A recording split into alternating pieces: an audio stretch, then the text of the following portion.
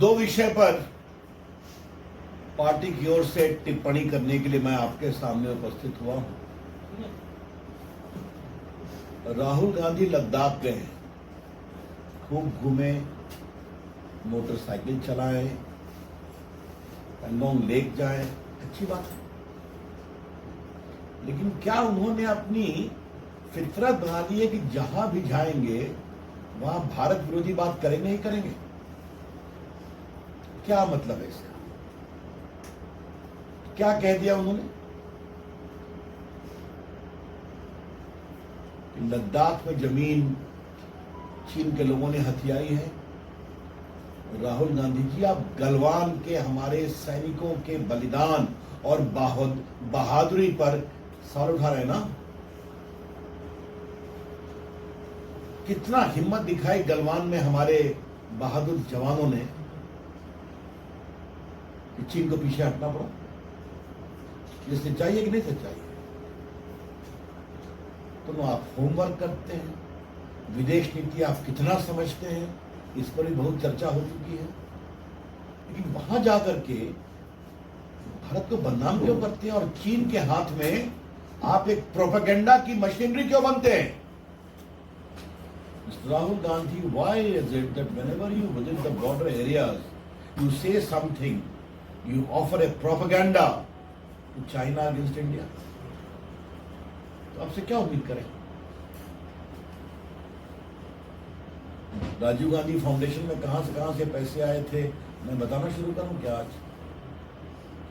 चीन में आप अपनी माता जी के साथ कहां गए थे, मैं बताना शुरू करें क्या?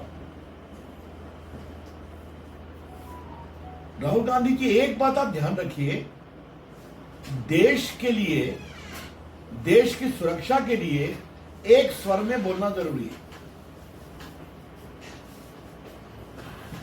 लेकिन आपसे हम उम्मीद क्या करें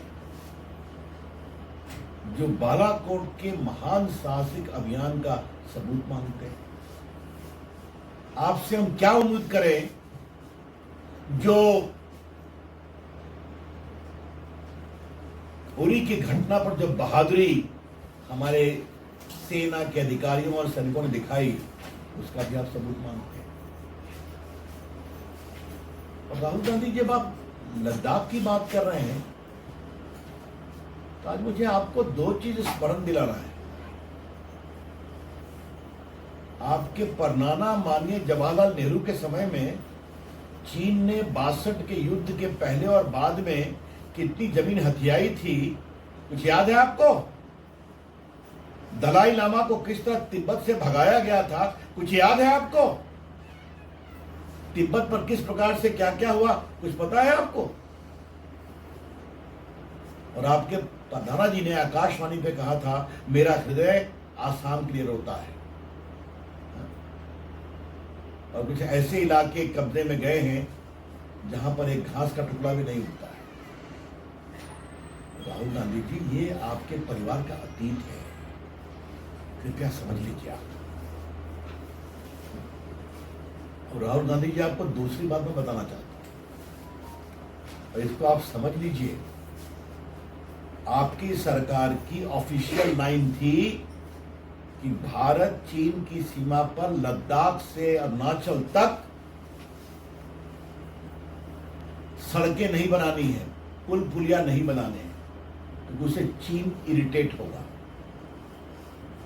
और मैं आपसे कहूंगा, एक बार देख लीजिए, आपके माननीय रक्षा मंत्री उस समय के AK एंथोनी का स्टेटमेंट है संसद के अंदर, we don't want to irritate China by erecting infrastructure.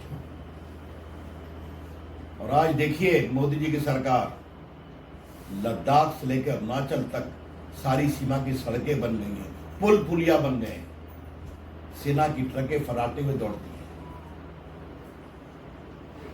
तो ये है आपका अतीत, ये है आपकी सोच। राफेल पे आपने क्या किया, पूरी दुनिया ने देखा। तो राहुल गांधी जी, सब करिए, लेकिन भारत की सुरक्षा के संबंध में मनोबल को क्यों कमजोर करते हैं आप? आज देखिए 15 अगस्त हुआ है ना, लाल चौक में कितने हजारों तिरंगा लेके निकले। लगभग 38 लाख लोगों ने जम्मू कश्मीर में तिरंगा फहराया और जश्न मनाया। पाकिस्तानी झंडा कहीं दिखाई नहीं पड़ता है। आपको अपने यूपी के दिन याद आते हैं? अब बिल्कुल गलत कहा है आपने लद्दाख के बारे में।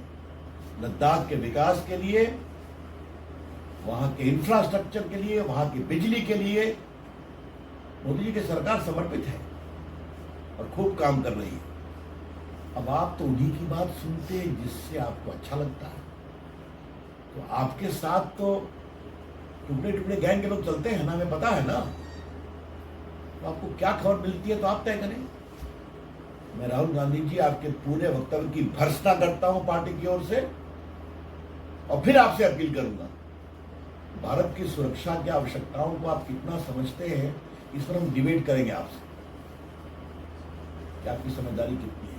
लेकिन कृपा करके सुरक्षा के मामले में भारत के मनोबल को कमजोर नहीं करें। उन्होंने ये भी कहा कि लद्दाख के लोगों की बहुत सारी शिकायतें हैं और जो उनको दर्जा दिया गया उससे लद्दाख के लोग खुश नहीं हो। अब ऐसा है कि वो किससे मिले हैं छोड़ दीजिए, अगर शिकायतें सही होगी उसका निराकरण किया जाएगा। वहां लोकल बॉडी के चुनाव भी हुए हैं, वहां बाकी सिस्टम इन प्लेस है। लेकिन राहुल गांधी किससे मिले हैं, किसने कहा, तो कोई बताते हैं नहीं ना, तो एजेंडा तय करके जाते हैं। मित्रों, एक दूसरी बात कहनी है। नीतीश बाबू क्या हो गया आपको?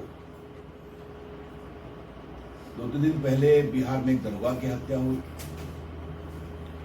फिर एक पत्रकार की हत्या हो गई। आज खबर आई है कि बालू माफिया ने गया में हमला कर दिया पुलिसकर्मियों पर, पुलिसकर्मी घायल है। मुजफ्फरपुर में जबरदस्त फायरिंग हुई है रेस्टोरेंट के आसपास, शहर के बीचों बीच में। कहीं किसी शिक्षक की हत्या हो गई है। नीतीश बाबू, आपसे बिहार नहीं समझ रहा है। संभालिए, देश की चिंता छोड़ दीजिए। देश नरेंद्र मोदी के हाथ में और उनकी अगुवाई में सुरक्षित है। आप कृपा करके बिहार को ठीक करिए।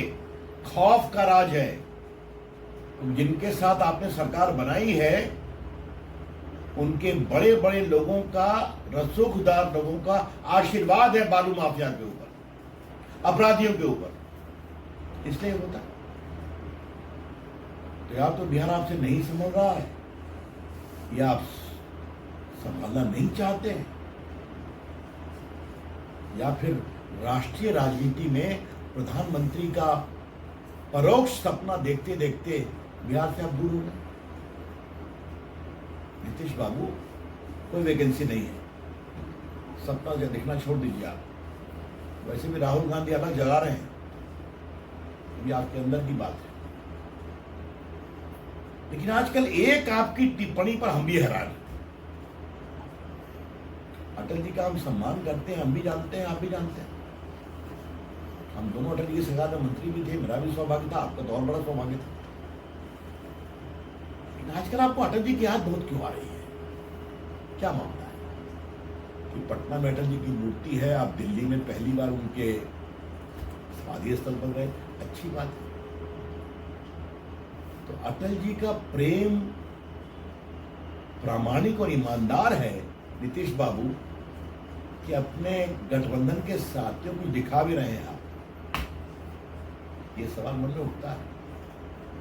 तो मैं आपसे एक ही आग्रह करता हूं, और यह आग्रह मैं बहुत विनम्रता से कर रहा हूं। अटल जी का सम्मान करिए, देश सम्मान करता है, लेकिन अटल जी के कंधों से अपनी राजनीति मत छुड़ाइए। ये मैं आपको बहुत विनम्र नेक सलाह है। जाइए बिहार को समझाइए, संभालिए। खौफ का राज है, बिहारी डरे हुए हैं। वही पुराने दिन लौट आए जिससे आप बहुत परेशान हो जाते हैं। जाइए, संभालिए। धन्यवाद।